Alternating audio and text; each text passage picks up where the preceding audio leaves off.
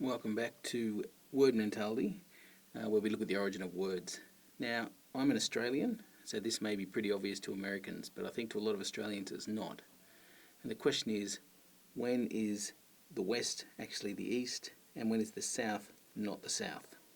Well, it's to do with place names in America. Most Australians have heard of the Midwest, but if you ask them where it was on a map, I'd say they would guess it's somewhere in the Midwest. That would make sense.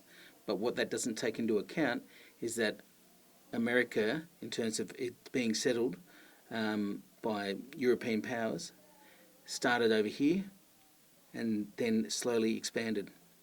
And so for a long time, this was considered a long way west.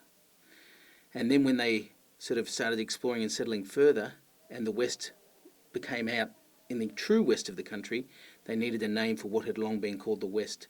And so this area here, around the Great Lakes and sort of Michigan, those sort of areas, became known as the Midwest to distinguish it from the West.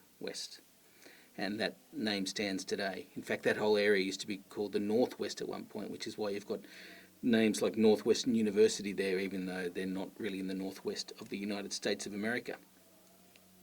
In terms of the South, when we talk about the South, it's a hangover from the Civil War, and so you're talking about the Confederate States that are down here in this part of the South. So it's really the southeast of the United States, which is why a state that's down here on the southwest, like say Arizona, isn't, by a lot of people, isn't considered to be part of what you would call the South in America, even though it's very much at the southern end of the mainland United States.